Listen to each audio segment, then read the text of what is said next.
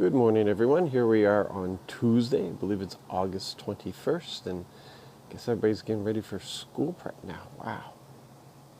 Summer went, didn't it? Oh, well, I'm holding on to it for a little while yet. So, we're continuing to read through Jeremiah. We have another 3 days after today of Jeremiah, and then we move on to Lamentations. This is an important passage for me. Because there was a couple of times that I was looking at leaving Quebec. This is a number of years ago now, a lot of years ago now. But things were such that I was really looking for greener grass. And both times, the Lord presented this passage to me, and I believed His voice was being very loud and clear, that He wanted me to stay here, and He would prosper my life here, which He has, and He didn't want me going anywhere else, and for me that was good enough. That's all I needed to hear. And but if your heart is really set on something, really set on something, and somebody comes across and gives a different scenario. No matter what they're telling you, you're not going to believe it because your heart's already set on that thing. You're already determined. That's the way our brain works.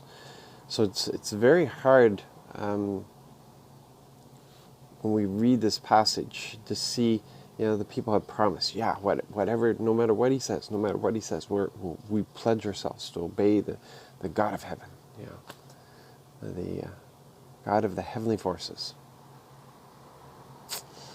And then it comes out that He wants them to stay. And it's like, you're lying to us. Somebody else put you up to this. We're going, we're determined, we're going. And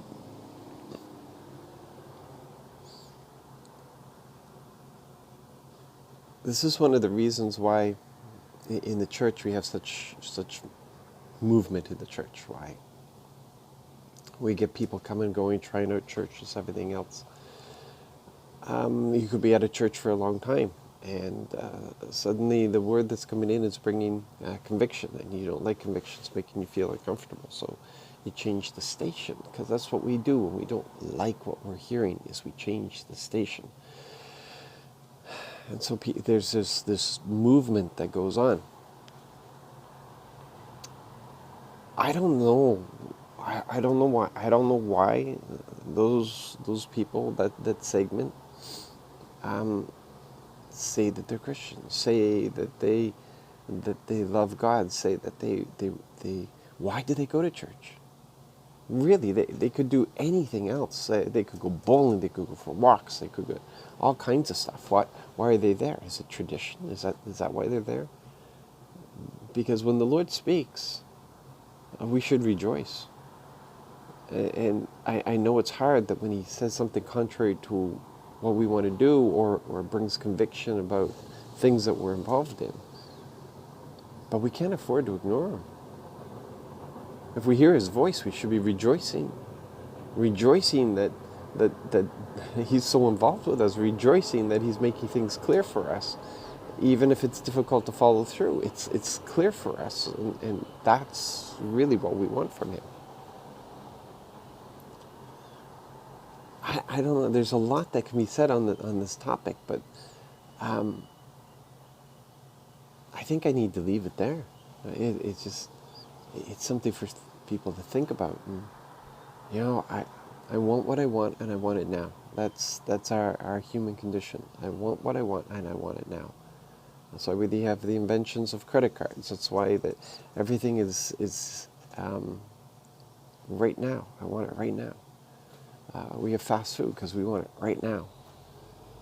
How dare I have to wait in line for 2 minutes? I want it right now.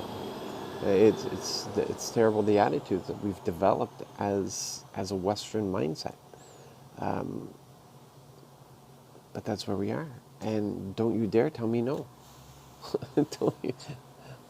Lord, I bring you my tithes and offerings, and I'm worshiping you, but you better give me what I want.